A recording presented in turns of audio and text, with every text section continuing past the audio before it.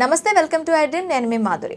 అయ్యప్ప స్వామి శబరిమలకు ప్రతి ఇయర్ కూడాను చాలామంది భక్తులు వెళ్తూ ఉంటారు.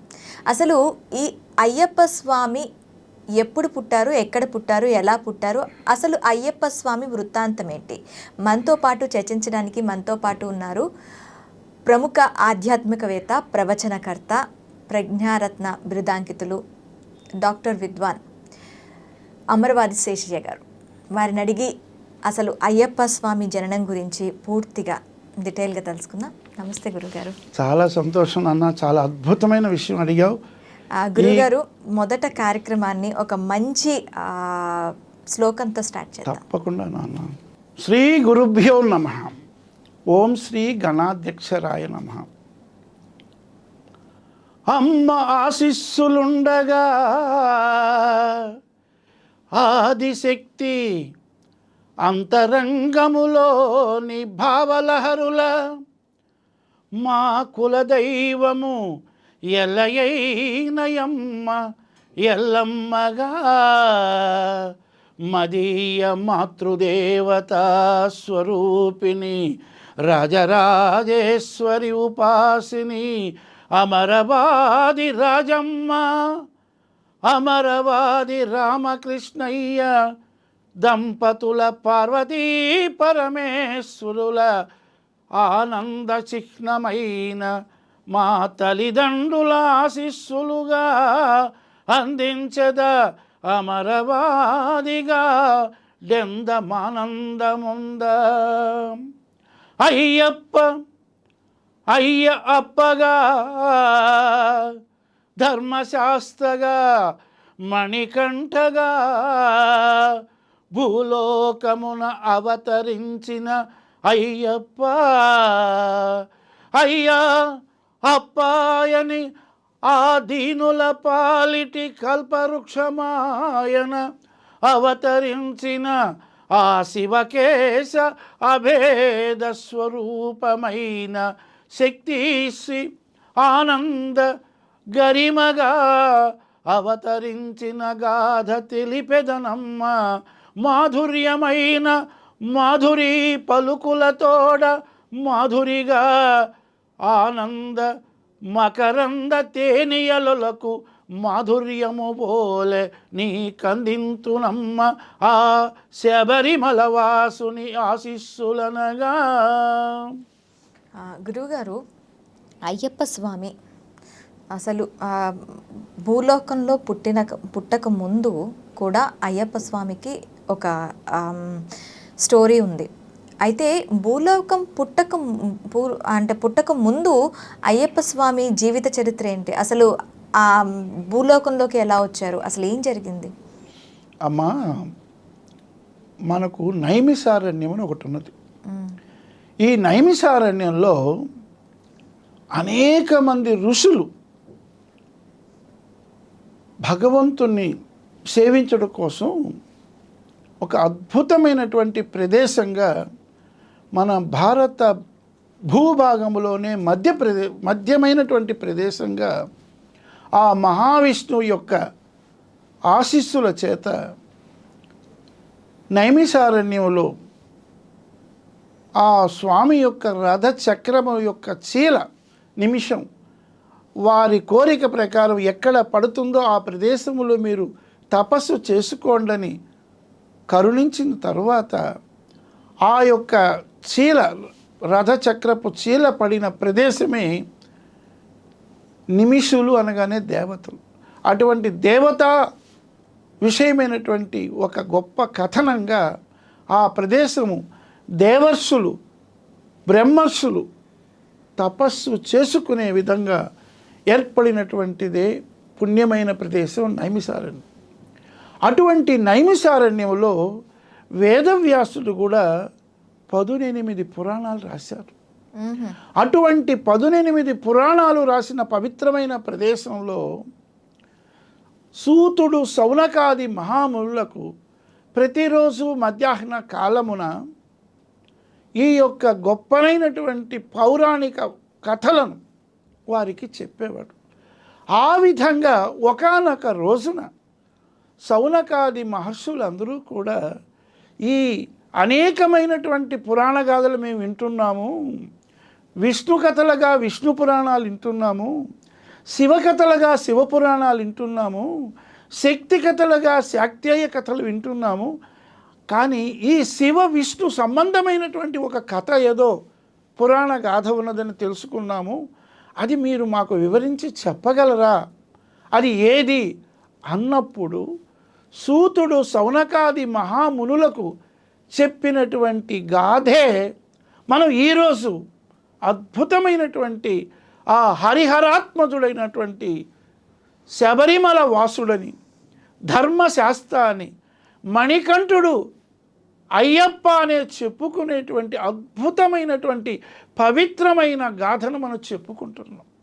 ఏ విధంగా మన భారత భూభాగంలో ఉత్తర తీరంలో భారతదేశపు ఉత్తర ప్రాంతమైనటువంటి హిమాలయాలు ఎంత పవిత్రమైనటువంటి దేవభూమిగా చెప్పబడ్డాయో, అలాగే ఈ దక్షిణ తీర ప్రాంతములో నాడు పరశురామ క్షేత్రంగా చెప్పబడినటువంటి ఈ కేరళ ప్రాంతములోని ఒక శబరిమల అనేటువంటి ఆ కొండపైన వెలసినటువంటి ఈ అయ్యప్ప స్వామి చరిత్ర వెలవడంలో కూడా నాడు త్రేతాయుగంలో రాముడు అరణ్యవాసములో పంపానదీ తీరంలో తిరిగే సమయంలో స్వామి అలసి సొలసిపోయాడని ఒక భక్తురాలు శబరి తన యొక్క ఎంగిలి పండును, తాను తిన్న పండును, నేరేడి పళ్ళను స్వామికి అర్పించింది. కాబట్టి అటువంటి శబరి నివసించిన ప్రదేశమైనటువంటి కొండ కాబట్టి అది శబరిమలగా చెప్పబడుతుంది. కాబట్టి ఆ శబరి యొక్క వృత్తాంతం కూడా రాబోయే కథలో మనం చెప్పుకుంటాం. అందువలన అటువంటి గొప్పనైన శబరిమల ఇతివృత్తాన్ని ఈరోజు మనం చర్చించుకుంటున్నామంటే కోటాను కోట్ల భక్తులకు భక్తి ఎక్కడున్న భగవంతుడెక్కడుండు అంటే ఎక్కడ మనం భగవంతుణ్ణి ఈ ప్రకృతిలో పరమాత్మ 84 లక్షల జీవరాశులను రక్షించడం కోసమే స్థితికారకుడైన మహావిష్ణు, లయకారకుడైనటువంటి ఆ యొక్క శివుడు ఏకమైనటువంటి శివాయ విష్ణు రూపాయ శివయ్య నటుడు ఆ యొక్క ఆది శక్తియే ఈ స్వరూపములో ఏర్పడినటువంటి ఒక అంశగా ఈరోజు మన ఈ శబరిమల వాసుని గురించి తెలుసుకుంటున్నామమ్మా. అయితే మీరు అడిగిన ప్రశ్న, ఈ అయ్యప్ప ఈ శబరిమల వాసుడు ఈ భూలోకములో అవతరించడానికి పూర్వము గల ఒక పూర్వ భాగ ఘట్టం ఏమిటో చెప్పండి అన్నారు. చాలా గొప్ప విషయం. పురాణ కథలు అన్నీ కూడా అవతారమూర్తుల గురించి మనకు చెప్పబడిన గొప్ప గాథలు. ఎందువల్లంటే అతీతమైనటువంటి ఒక శక్తి, ఆదిశక్తి, ఈ 7 భువనాలను పాలించేటువంటి అమ్మ అనేక రూపాలుగా మారినటువంటి శక్తిగా, ఆదిశక్తిగా ఏర్పడి ఎంతోమంది దుష్ట శత్రువులైనటువంటి రాక్షసుల సంహారం చేసినట్లుగానే శివ విష్ణు స్వరూపుడైనటువంటి ఆ యొక్క శబరిమల వాసుడు కూడా ఇంద్రాది దేవతలకు ఇబ్బంది కలిగించే విధంగా మానవ లోకానికి, మునులకు, ఋషులకు కూడా ఇబ్బంది కలిగించేటువంటి ఆ యొక్క రాక్షస సంహారం కోసమే భూలోకంలో అవతరించాడని మనం చెప్పుకుంటాం. అయితే ఇటువంటి అవతారమూర్తి కైలాసవాసుడుగా ఎలా వెలిగాడనే మీ ప్రశ్నకు సమాధానంగా, పూర్వం అమృతాన్ని చిలికినటువంటి దేవతలు, రాక్షసులు అమృతం ఏర్పడిన తరువాత ఆ అమృతాన్ని అందరికీ పంచడం కోసం మహావిష్ణువు మోహిని అవతారాన్ని దాల్చాడు. అటువంటి మోహిని అవతార స్వరూపుడైనటువంటి అద్భుతమైన సౌందర్య కాంతి కలిగినటువంటి ఆ మోహిని శక్తి స్వరూపమైనటువంటి అతని అందచందాలు చూశాడు. ఆ యొక్క మోహిని అవతారం కూడా ప్రతిదానికి ఒక కార్యానికి ఒక కారణం ఉంటుంది. అతడు భస్మ అసురుణ్ణి చంపడం కోసం అవతారం దాల్చాడు అని మరొక గాథగా చెప్పుకోవచ్చు ఈ పురాణ గాథల్లో. అటువంటి మహావిష్ణువు మోహిని అవతారాన్ని దాల్చిన సమయంలో ఆ సమయంలో తారకాసురుడని ఒక రాక్షసుడు ఉన్నాడు. వాడు ప్రజలను చాలా ఇబ్బంది పెడుతున్నాడు. అటువంటి తారకాసుర సంహారానికి కూడా ఏదైనా ఒక మార్గం, ఎవరైనా పుట్టి వాడిని సంహరిస్తే మన దేవతల్లో ఎవరైనా బాగుండంటే అప్పుడు బ్రహ్మాది దేవతలంతా కూడా ఆలోచించి దీనికి ఈశ్వరుడే మనకు శరణు, అటువంటి ఈశ్వరునికి ఒక కుమారస్వామి షణ్ముఖుడు కుమారుడుగా పుట్టగలిగితే ఆ తారకాసుర సంహారం జరుగుతుందని అనేక విధమైన ఈ శత్రువులైనటువంటి రాక్షస సంహారం కోసమే దేవతలు అవతారం దాల్స్తుంటారు అనేది ఇక్కడ మన సంక్షిప్త వార్త. ఆ సమయంలో ఇక ఎవరు ఈ విధంగా ఈశ్వరుని ప్రేరేపింపగలుగుతారు అని బ్రహ్మాది దేవతలు అనుకున్నప్పుడు మన్మధుడు ఒక్కడే సరిపోతాడు. అటువంటి మన్మధుడు ఆ ఈశ్వరునికి కామం భావాన్ని కలిగించితే అప్పుడు అతనికి ఒక కుమారుడు పుట్టగలిగితే తారకాసుర సంహారం జరుగుతుందని అనుకున్న తరువాత అటువంటి సమయంలో ఈ మన్మధుడు ఆ యొక్క గొప్పనైన యోగ ధ్యానములో ఉన్నటువంటి ఈశ్వరుడి పైన భావాన్ని కలిగే విధంగా దృశ్యమైతే ఆ యొక్క ఆ భావాన్ని, ఆ మన్మథ భావాలని, మన్మథ బాణాలను చూసినట్లుగా మానసికంగా తనకు ఒక విధమైన పరివర్తన కలిగినప్పుడు ఎప్పుడైతే మహావిష్ణువు మోహిని అవతారాన్ని దాల్చాడో అటువంటి సౌందర్య రాశి అయినటువంటి విధంగా ఆ యొక్క భావాన్ని మనసులో అనుకోగలని ఆ మహావిష్ణువు ఈ యొక్క శివుడు వారి యొక్క మనోభావాల నుంచి ఏర్పడినటువంటి ఒక ధర్మశాస్త్రగా ఒక బాలుడు పుట్టాడు. అటువంటి బాలుడు పుట్టిన తరువాత మహావిష్ణువేమో తన విష్ణులోకానికి వెళ్ళిపోయాడు. శివుడు ఏమో అతన్ని తీసుకొని కైలాసానికి వెళ్ళిపోయాడు. ఆ కైలాసానికి వెళ్ళినప్పుడు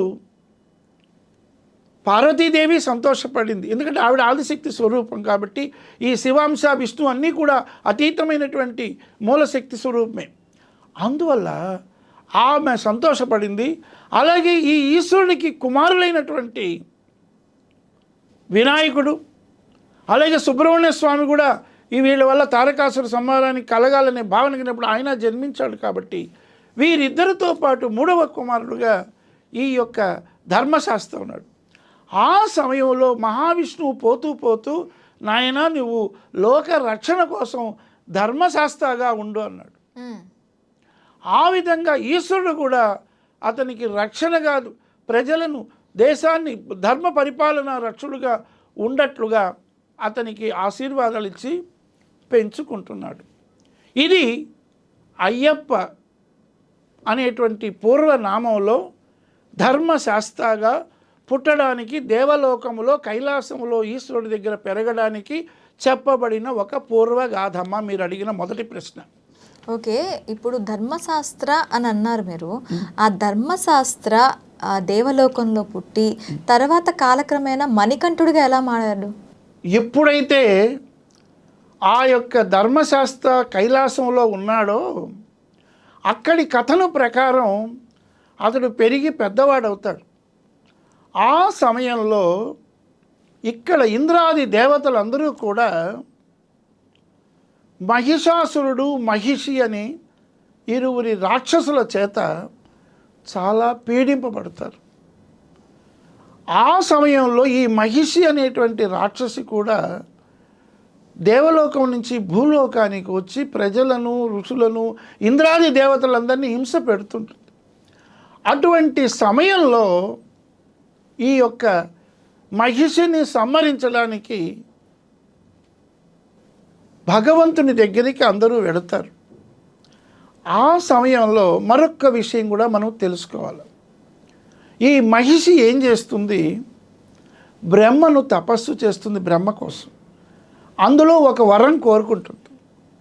నేను భూలోకంలో స్వైర విహారం చేయాలి, నన్ను చంపదలిచిన వాడు హరిహరాత్మజుడై ఉండాలి. ఇటు విష్ణువుకి అటు శివుడికి పుట్టినవాడై ఉండాలి. 12 సంవత్సరములు ఒక రాజవంశీకుడై ఉండాలి. రాజవంశములో తను జన్మించాలి. అటువంటి వాడి చేతిలో నేను సంహరింపబడతాను అన్నటువంటి ఒక వరాన్ని బ్రహ్మ వలన పొందుతుంది ఈ మహిషి.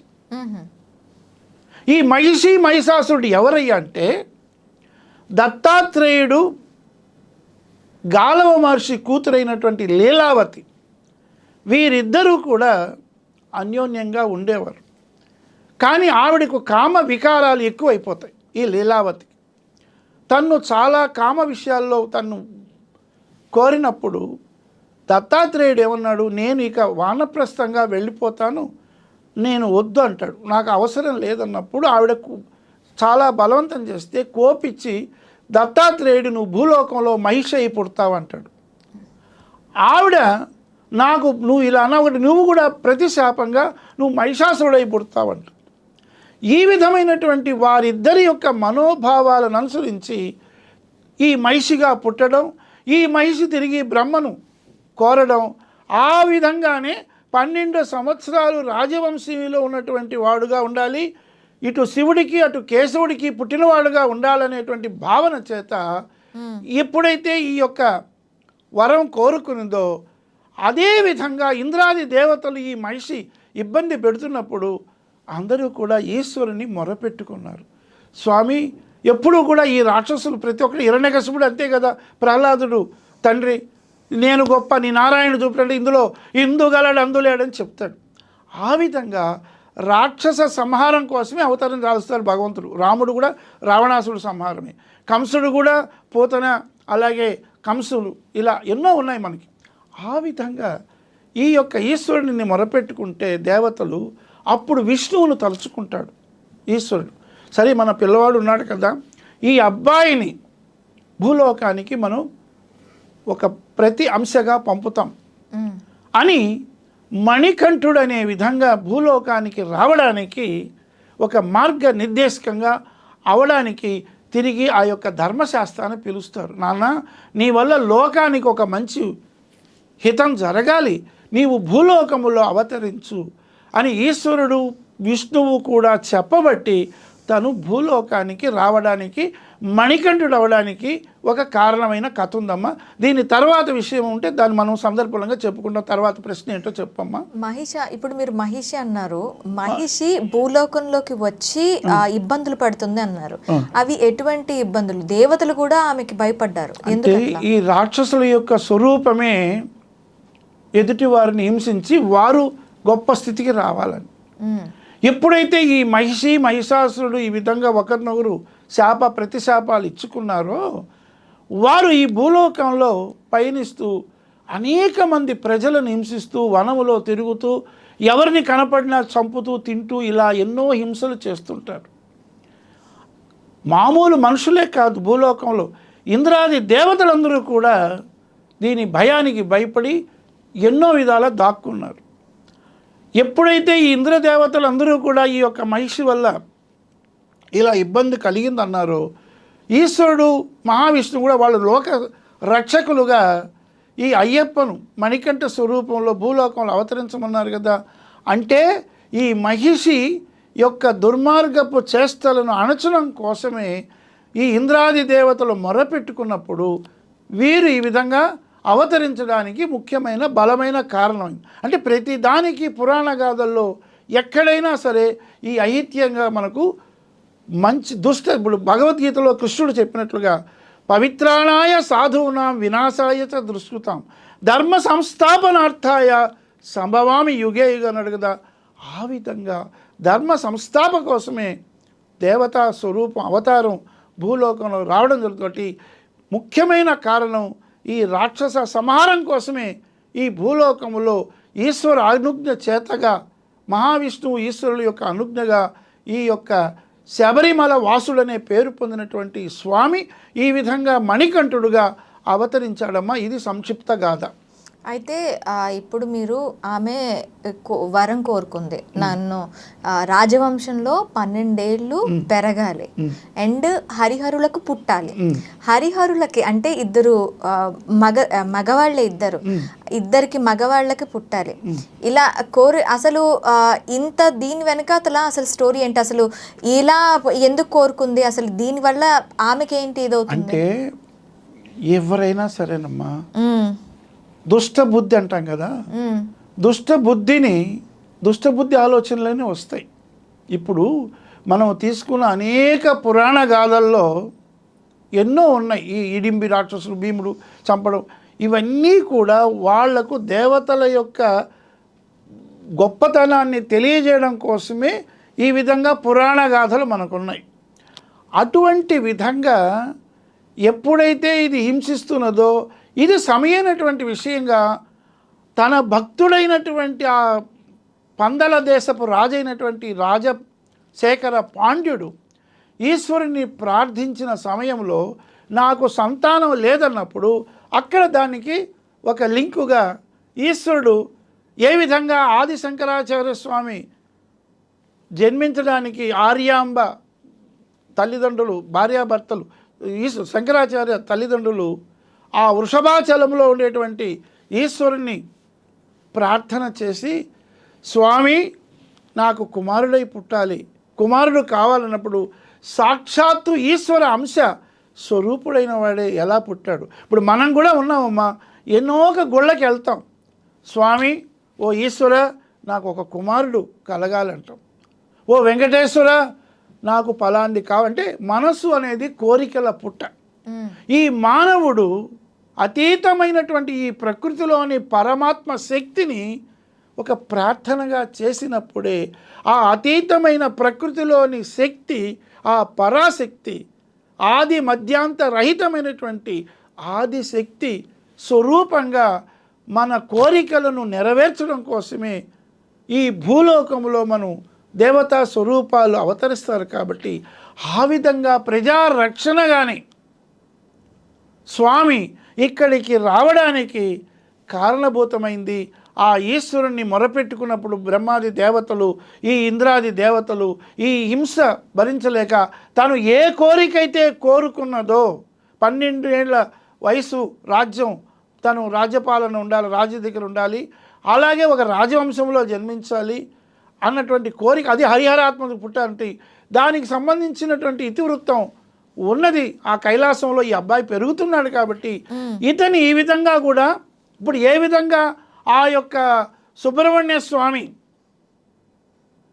శరవణ భవుడుగా, ఆ ఈశ్వర తేజో స్వరూపుడుగా అవతరించి లోక రక్షకుడై తారకాసుని చంపాడు కదా, ఆ విధంగా ఇక్కడ కూడా ఒక కారణం లేదే కార్యం జరగదు, ఆధారం లేదే ఆధేయం లేదు. కాబట్టి అటువంటి విధంగా భక్తులను రక్షించడం కోసమే భగవంతుడు అనేక రూపాల్లో ఆదిశక్తి అనంతమైనటువంటి 7 భువనాల 14 లోకాల అనంతమైనటువంటి ఆదిశక్తి భూలోక, భువర్లోక, సువర్లోక, మహర్లోక, తపోలోక, జనోలోక, సత్యలోకం పైన మణిద్వీప వాసినై ఉంటుంది. కాబట్టి ఆ శక్తీశ్వరి స్వరూపినితో ఏర్పడినటువంటి విధంగా ఈ జననాలు అవతార పురుషులకు కలుగుతారు. కాబట్టి దుష్ట శిక్ష రక్షణే వాళ్ళ యొక్క ఉద్దేశం. కాబట్టి ఈమె కోరికను నెరవేర్చడానికి, ఆ యొక్క శబరిమల వాసుడిగా అవ్వడానికి ఇదంతా కూడా అనుసంధానమైనటువంటి కథలుగా మనము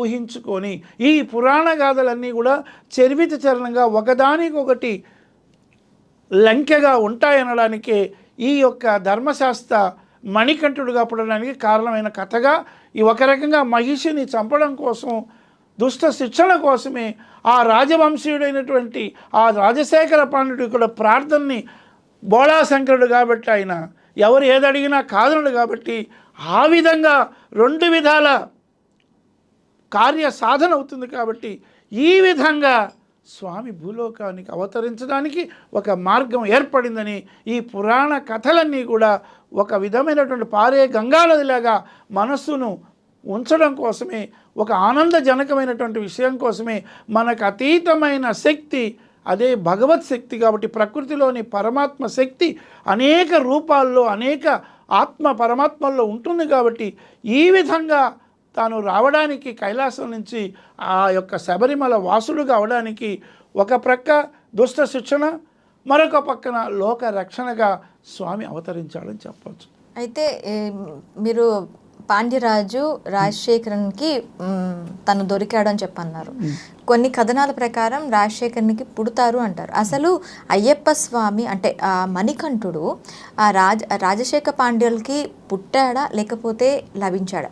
లేదమ్మా, నాకు తెలిసినటువంటి కథ ప్రకారం, నేను చదివిన ప్రకారం పురాణ కథగా ఎప్పుడైతే ఈ యొక్క మణికంఠుడుగా తాను ఇక్కడికి రావడానికి గల కారణమైన కథ, ఈ బ్రహ్మాది దేవతలందరూ కూడా ఇంద్రుడు మొదలైన వాళ్ళు ఎప్పుడైతే ఈశ్వరుని ప్రార్థన చేశారో వెంటనే తాను ఈ యొక్క శబరిమల వాసుడుగా అవడానికి పూర్వగాథగా ఈ ధర్మశాస్త్రాన్ని ఒక మణికంఠుడుగా పుట్టడానికి అతడు అక్కడ రాజశేఖర పాండ్యుడికి పుడితే వాళ్ళ భార్య ఇతనికి విషమిచ్చి చంపడం కోసం దుష్టబుద్ధి అయిన మంత్రి చెప్పి పులిపాలు కోసం పంపదు.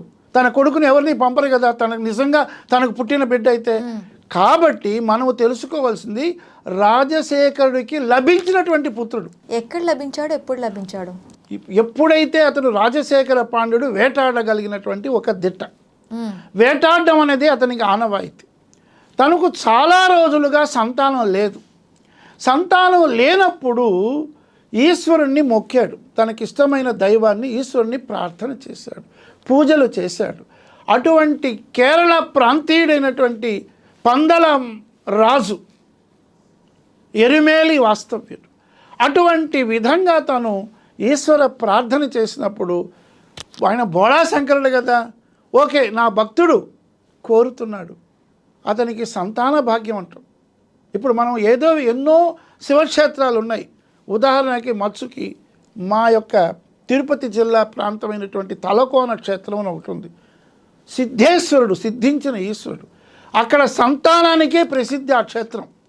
సంతానం లేని వాళ్ళకి శివరాత్రి రోజు, మహాశివరాత్రి రోజు వరపడతారు. మా గ్రామం నెరవేలు పక్కన తలకోన. మా తల్లిదండ్రుల యొక్క పూజా ఫలితం కూడా ఆ స్వామి వల్ల మేమంతా పుట్టామంటారు. ఆ విధంగా ఈశ్వరుడు కరుణా కటాక్ష వీక్షణలు కలిగినవాడు కాబట్టి అక్కడ మహాశివరాత్రి మరుసటి రోజున సిద్ధ పూజ జరుగుతుంది. అక్కడ జంగమ సంబంధించిన వంశీకులు బ్రహ్మచారులు నైవేద్యంగా పొంగలి వండుతారు.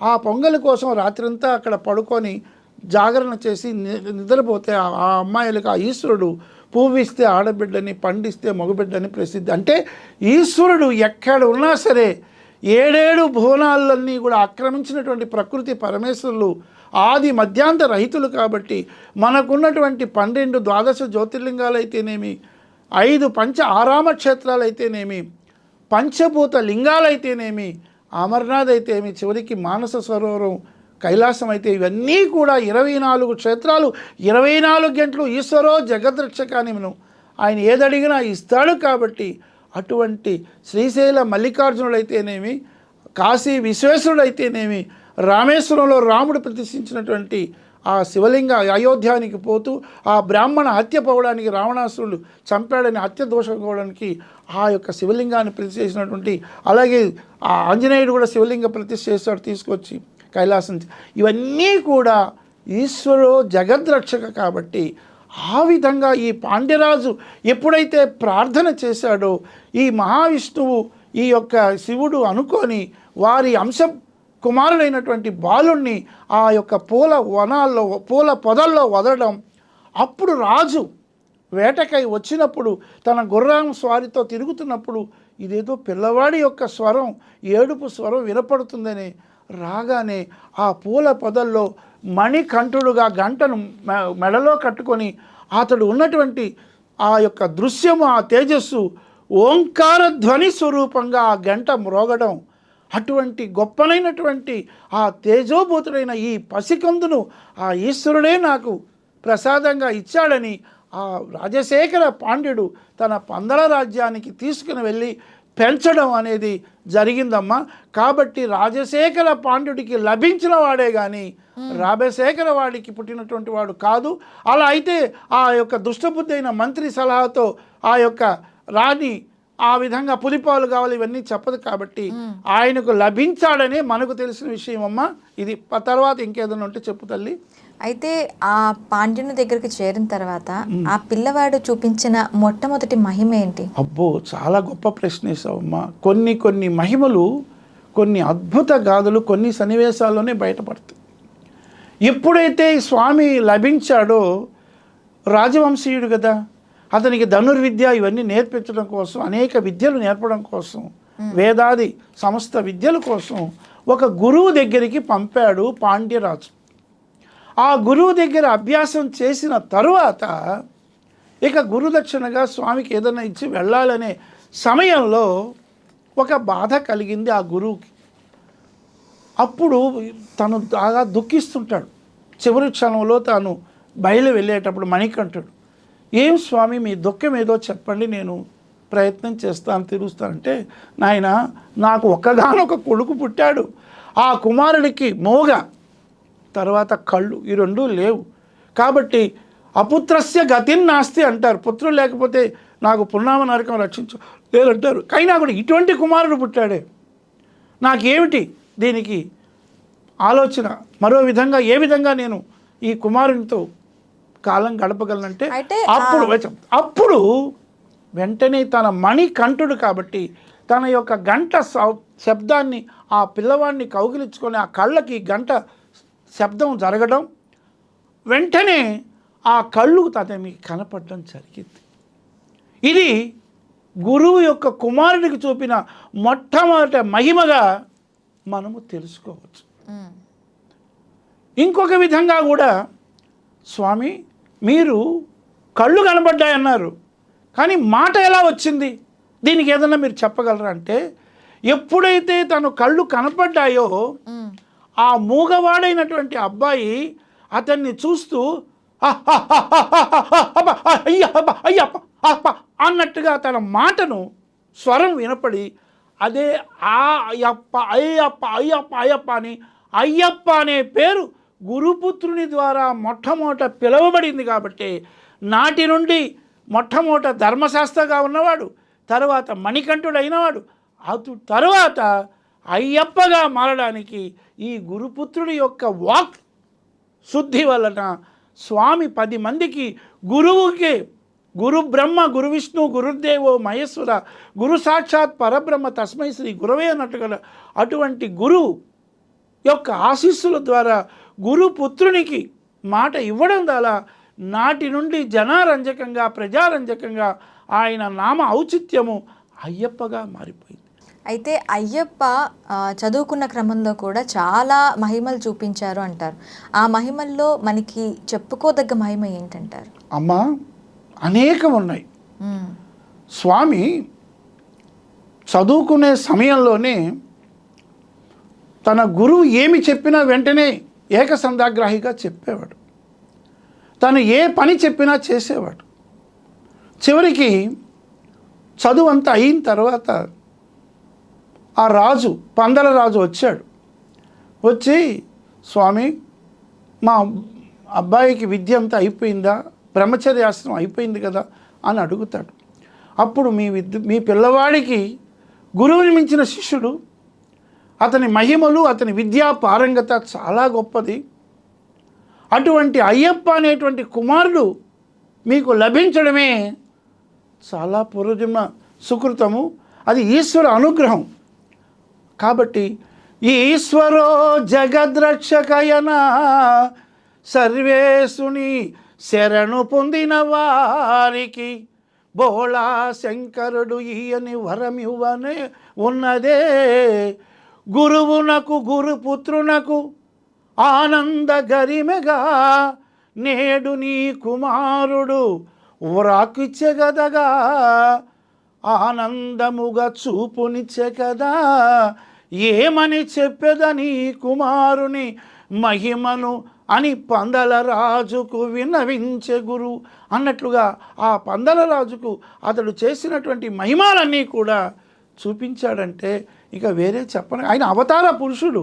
అతని ఎన్నో విధమైనటువంటి చర్యలు ఎన్నో మనం రాబోయే కథనాల్లో ఇంకా చెప్పుకుంటాం. అయితే విద్యాభ్యాసం అయిపోయింది, తనకి పట్టాభిషేకం కావాలి, పెద్ద కొడుకు తనే కాబట్టి తన తర్వాత ఇంకెవరైనా పుట్టారా రాజుకి? అమ్మ ఎప్పుడైతే తన యొక్క విద్య అంతా అయిపోయిన తర్వాత పెరిగి పెద్దవాడు అవుతున్నాడో తన మహిమలు కొన్ని బయటపడ్డాయి. ఏ విధంగా బయటపడ్డాయి అనడానికి, ఎప్పుడైతే ఈ యొక్క రాజశేఖర పాండ్యుడు తన దగ్గర అబ్బాయిని తీసుకెళ్ళాడో మణికంఠుణ్ణి విద్య కోసం గురువు దగ్గరికి పంపాడు. తిరిగి విద్య నేర్చుకున్న తర్వాత ఇంటికి వచ్చాడు. ఆ సమయంలో ఈ యొక్క దుష్ట బుద్ధి ఒక మంత్రి ఉన్నాడు. అంటే ఎందుకని ఇప్పుడు మీరు చెప్పారు మహిమలు చూపించారు అని, ఇంతకు ముందు కూడా మనం చెప్పుకున్నాం తల్లే పంపిస్తుందని. అంటే తల్లికి వేరే కుమారుడు ఉండడం వల్ల తినని చంపించారు. అప్పటికి లేరు. ఓకే, పిల్లలు లేకనే ఈ కుమారుణ్ణి చంపించాలి, రాబోయే నా కుమారుడికే రాజ్యం ఇవ్వాలి. గురువు కాదు, ఈ రాజు దగ్గర పనిచేసిన ఒక మంత్రి, గురువు కూతురుడు గురువు దగ్గర విద్య నేర్చుకున్నాడు, గురువు కుమారుడికి ఇచ్చాడు. అచ్చా, ఇప్పుడు మంత్రి కుట్ర పన్నుతాడు. మంత్రి రాణికి తోడ్పాటు అయిపోయి ఆమెకు నేర్పిస్తాడు. అమ్మ ఈ అబ్బాయి ఉంటే రేపు పట్టాభిషేకం చేయాలంటున్నాడు అంటావు, రేపు నీకు కుమారుడు ఎవరైనా పుడితే నీ కుమారుడికి ఎవరు ఆధారం లేదు కాబట్టి ఇప్పుడే వీడిని చంపించేస్తాం. ఆ తర్వాత నీకు కుమారుడు పుడితే వాడు పెద్ద అవుతాడు, రాజ్యం అవుతాడు. కాబట్టి ఎందుకు నువ్వు అనవసరంగా వీడిని పెంచి పెద్ద చేస్తావు, ఎవడో ఎక్కడో దొరికిన వాడు మన కొడుక అన్నట్టుగా చెడ్డ అభిప్రాయాన్ని ఆమె మనసులో కల్పించి ఆమెకు ఒక ఉపాయాన్ని పొందుతాడు. నీవు చాలా తలనొప్పి వచ్చిందని చెప్పి బాధపడి పడుకో, నేను అనేక మంది వైద్యులను పిలిపిస్తా, వాళ్ళందరూ కూడా వాళ్ళ దగ్గర చెప్పిస్తా. నేను ఈ పిల్లవాడికి ఈ యొక్క తల్లి మా రాణి గారికి ఆరోగ్యం కుదరపడలేదు కాబట్టి విపరీతమైన ఈ తలనొప్పి పోవాలంటే పులిపాలు వల్లనే పోతుంది ఆ యొక్క దీనికి ఆ వైద్యం అని వైద్యుల దగ్గర చెప్పిస్తాడు. ఎప్పుడైతే ఇది రాజుకు తెలుస్తుంది, అయ్యో నా భార్య ఇలా బాధపడుతున్నది కదా అని మంత్రి చెప్తాడు. వెంటనే తను ఏం చేసేది దిక్కు తోచక అనుకునేటప్పుడు ఈ మాటను అంతఃపురంలో నుంచి వింటాడు. ఎవరు? ఈ మణికంఠుడు. నేరుగా తండ్రి దగ్గరికి వస్తాడు. నాన్న, ఇదేదో మీరు అంటున్నారు, బాధపడుతున్నారు కదా, అమ్మగారికి నాకు కూడా అమ్మే కదా, ఆమె పెంపుడు అమ్మైనా అమ్మే కదా, మా అమ్మ కోసం నేను వెళ్తాను, నేను అడవికి పోయి ఆ యొక్క పులిపాలు తీసుకొస్తాను. అప్పుడు రాజశేఖర పాండ్యుడు చాలా ధర్మాత్ముడు, ధర్మచింతన కలిగినవాడు. నాయన, నువ్వు ఎంతైనా మా ఇంట్లో వచ్చి పెరిగావు, ఆ ఈశ్వరుడి కటాక్షంతో నాకు నువ్వు లభించావు వనంలో, నిన్ను నేను అడవికి పంపితే ఉన్న జనాలు ఏమంటారు, ఈయనకు నిజమైన కొడుకుంటే పంపుతాడా, కాబట్టి ఇతడు కూడా దుష్టబుద్ధి మాటలు విని ఇలా చేశారంటారు. నాన్న వద్దు నాన్న, నీవు ఉండు, ఆ స్వామి ఆ ఈశ్వర ఆశీస్సులతో ఇక్కడే ఉండు అంటాడు. కానీ అతడు ఒప్పుకోకుండా, నాన్న నీకెందుకు, నేను పులి పాలు తెస్తాను కదా అని అడవికి బయలుదేరి వెళతాడు.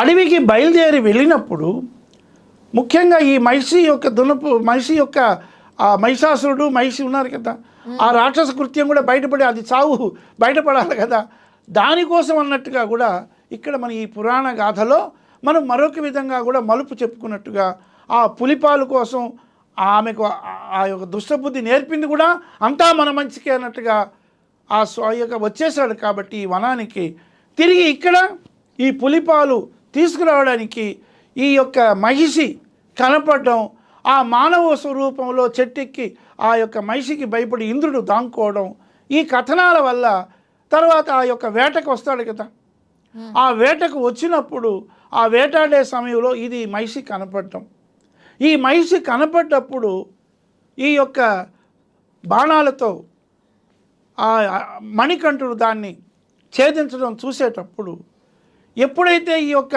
మానవ స్వరూపమైన ఇంద్రుడిని తరుముకొని వస్తుందో అప్పుడు ఈ చెట్టు ఎక్కుతాడో, ఈ ఇద్దరి మధ్యలో వాగ్వివాదాలు జరిగినప్పుడు ఎన్నో విధాలు అతన్ని హింసించి చంపడం ప్రయత్నం చేసినప్పుడు ఆ బాణాల తాటికి తట్టుకోలేక చివరికి ఒక కోరిక కోరుతుంది, నేను నీకు శరణైతాను, కాబట్టి నన్ను నువ్వు వివాహం చేసుకో అంటుంది.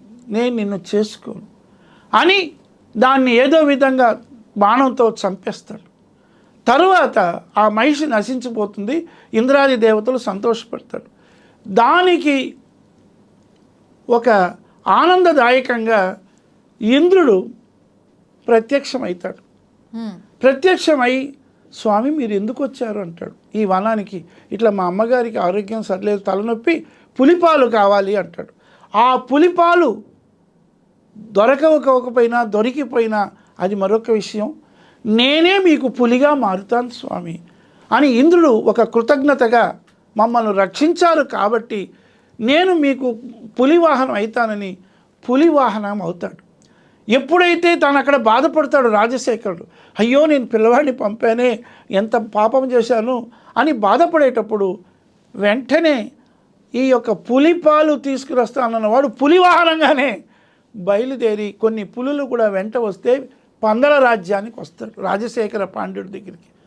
రాజశేఖరుడు తపన పడుతూ 2-3 రోజులుగా నిద్రపోడు.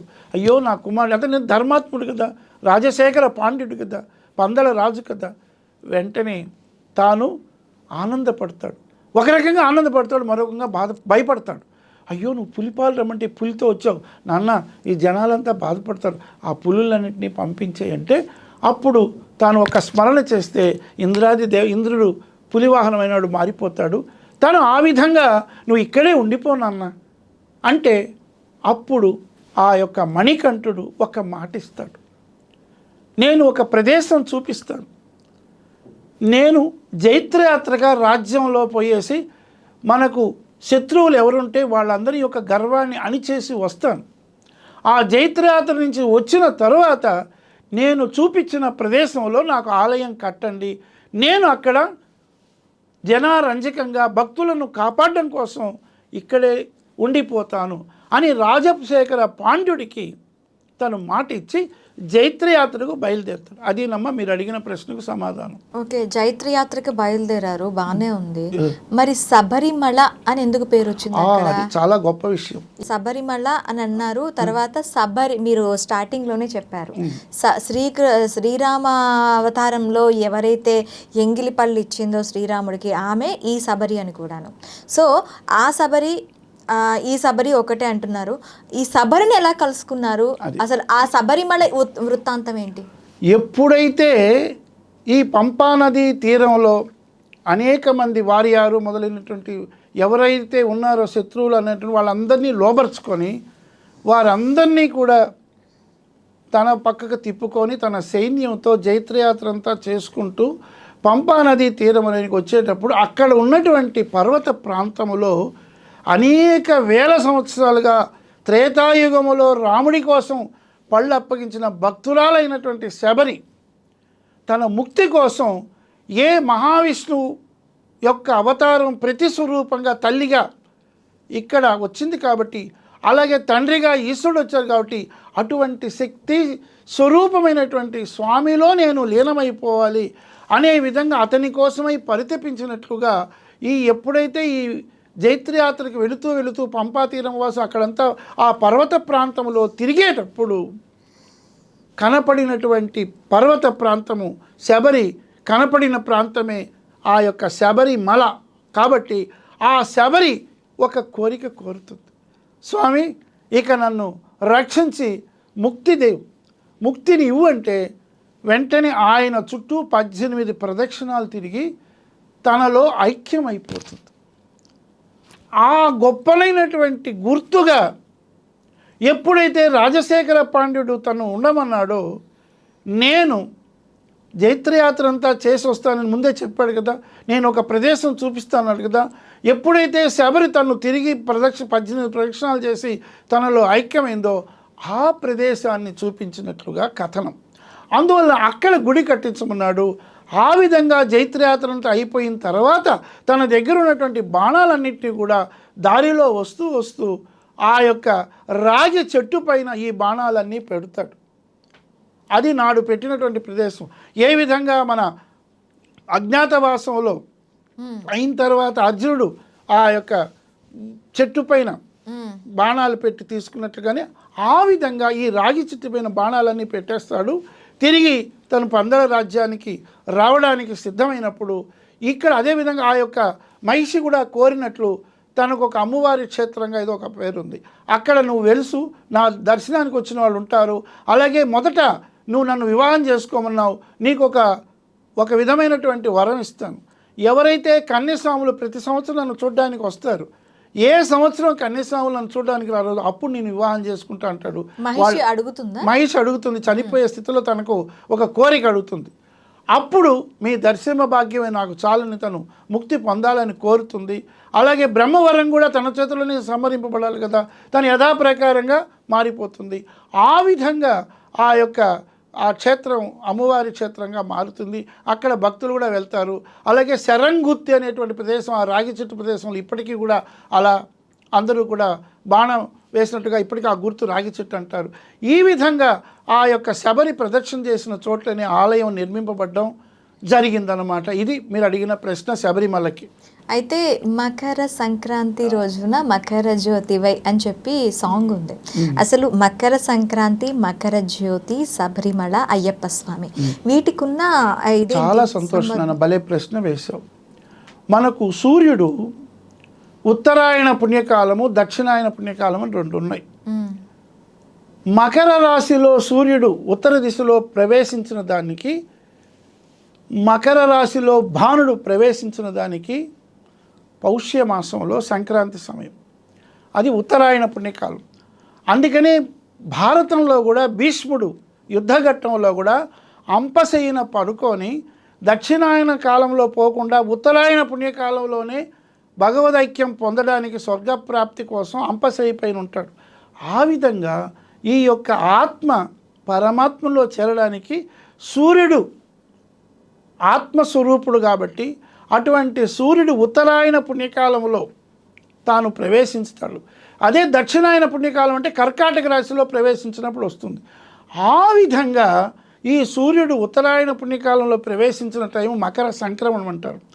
ఎప్పుడైతే తను చెప్పుకున్నాడు కదా, నేను గుడి కట్టు అక్కడ వచ్చి నేను నివసిస్తానని, ఎప్పుడైతే తాను జైత్రయాత్ర పూచుకుని వస్తే ఈ మకర సంక్రమణ రోజు ఇతడు ఈశ్వరుని యొక్క కుమారుడు కాబట్టి ఆ పరంజ్యోతి పరమాత్మ పరంజ్యోతి స్వరూపము 7 లోకాలు మన పైన భూలోక, భువర్లోక, సువర్లోక, మహర్లోక, తపోలోక, జనోలోక, సత్యలోకాల పైన మణిద్వీప వాసినిగా 7 భువనాలు ఉంటుంది.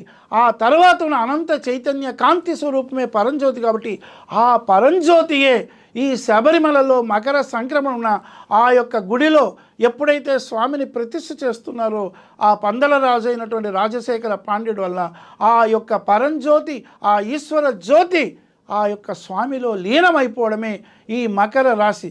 అందుకే నేను ఒక పాటలో కూడా చెప్పాను, జ్యోతిని దర్శించండి, పరంజ్యోతిని దర్శించండి, శబరికి పయనమైన భక్తులారా, జ్యోతిని దర్శించండి, పరంజ్యోతిని దర్శించండి, అయ్యప్ప స్వామి కరుణించిన వేళలో శబరిమల వాసుని దర్శించండి, శబరికి పయనమైన భక్తులారా, మకర రాశిలో పయనించిన భానుని రోజున జ్యోతిని దర్శించండి, పరంజ్యోతిని దర్శించండి, జ్యోతిని దర్శించండి, పరంజ్యోతిని దర్శించండి, అయ్యప్ప స్వామి కరుణించిన వేళలో ధన్యమగు జన్మ ధన్యమగును భక్తులారా, ధన్యమౌనురా సద్భక్తులారా, జ్యోతిని దర్శించండి, పరంజ్యోతిని దర్శించండి. అంటే అతీతమైనటువంటి నిర్గుణ జ్యోతి స్వరూపమే ఆది అనాదికి అనంతమైనటువంటి స్వరూపంగా వెలిసిందే నిర్గుణ జ్యోతి కాబట్టి అటువంటి నిర్గుణ జ్యోతి దర్శనం చాలా గొప్పది. ఏ విధంగా పంచభూతాత్మకుడైనటువంటి ఆ పరమేశ్వరుడు అగ్నిలింగంగా శివరాత్రి బ్రహ్మ విష్ణువుల యొక్క గర్వాన్ని అంటే అనల స్తంభంగా ఏర్పడి ఇప్పటికీ కూడా తిరువన్నామలై క్షేత్రంలో ఆ అరుణగిరియే ఈశ్వరుడుగా ఏర్పడి ఆ కార్తీక జ్యోతి దీప మహోత్సవం ఎలా వెలుగుతున్నదో అది అసలైనటువంటి నిర్గుణ జ్యోతి. కాబట్టి ప్రతి ఆత్మలోని పరమాత్మ హృదయములో ఒక జ్యోతి స్వరూపులో ఉంటాడు. కాబట్టి అటువంటి పరంజ్యోతి దర్శనం మకర రాశిలో ఉత్తరాయణ పుణ్యకాలంలో చూడడం వల్ల ఆ శబరిమల వాసుని ఆశీస్సులు పరంజ్యోతి పరమాత్మ స్వరూపంగా ఉంటుంది. కాబట్టి అటువంటి మకర రాశి పుణ్యమైనటువంటి గొప్పనైనటువంటి తిథిగా ఉత్తరాయణ, సూర్యుడు ఉత్తర అయనం అంటే ప్రయాణం, ఉత్తరాయణ ప్రయాణంగా ఉంది. కాబట్టి అటువంటి ఉత్తరాయణ పుణ్యకాలమే ప్రత్యుత్తరమైనది. జన్మధన్య మగుటకే ఆత్మ పరమాత్మ లీనమౌ ముక్తి ప్రదాయమైనది.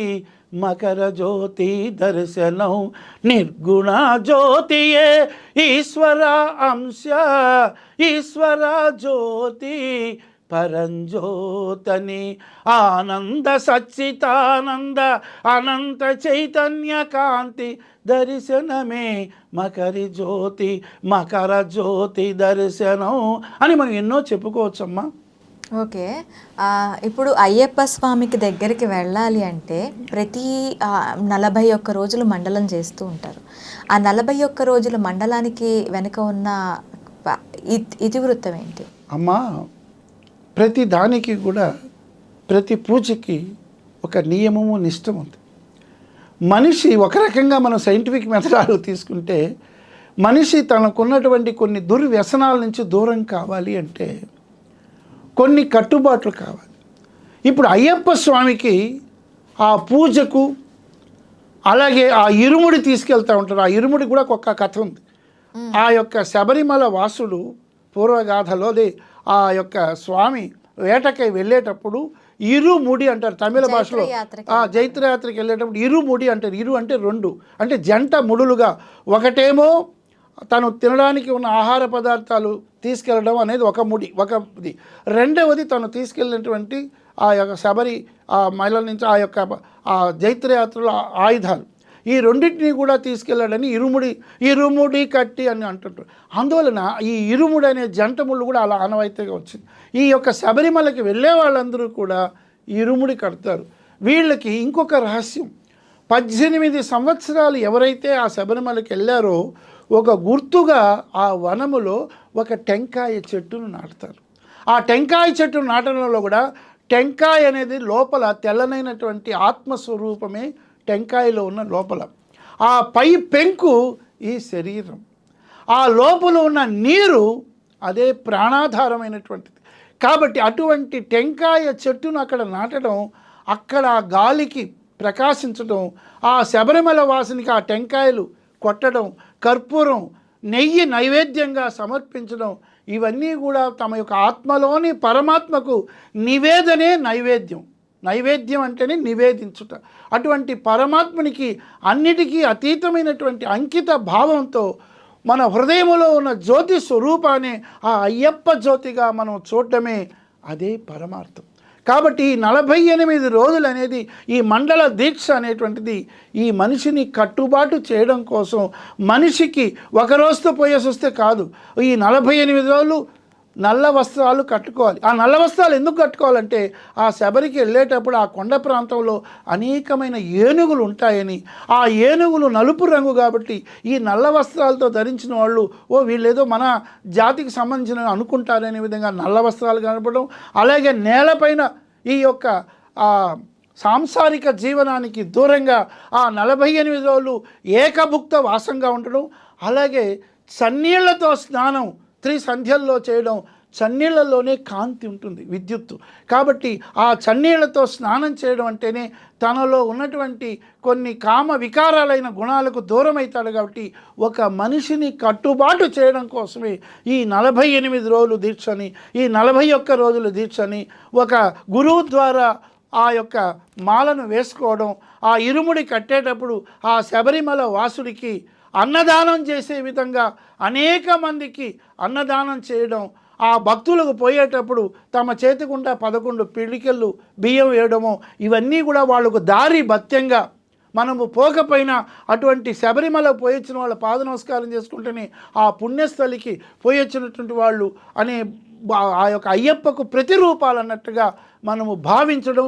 అలా విధంగా ఆ అయ్యప్ప స్వామి దగ్గరికి వెళ్ళేవాళ్ళు కూడా పురుషులైతే ఏ వయసు వాళ్ళైనా వెళ్ళొచ్చు, స్త్రీలు మాత్రం వారికి కొన్ని నియమాలు ఉన్నాయి కాబట్టి వారికి ఒక కొంతకాలం 50 సంవత్సరాల తర్వాత అంకితముగా వెళ్ళొచ్చు. ఆ 7 ఏళ్ల చిన్న 11 ఏళ్ల లోపల రజస్సులు కానీ అమ్మాయిలు కన్యలుగా వెళ్ళొచ్చు అన్నట్టుగా ఇవన్నీ కూడా ఎందుకు పెట్టారంటే ఒక మానవ జీవితమే కట్టుబాటే మానవ జీవిత దిద్దుబాటు కాబట్టి ఒక క్రమశిక్షణగా ఆ భక్తులకి ఒక నియమ నిష్ఠలతో కొన్ని దుర్గుణాలు పోవడానికి ఈ ఐహిక వాంఛల నుంచి ఒక వైరాగ్య సంపద జ్ఞాన భిక్షగా పెరగడం కోసం నాడు మన పెద్దలు ఏర్పరిచినటువంటి ఒక నియమ నిష్టగా ఈ మండల దీక్ష చెప్పొచ్చు నాన్న.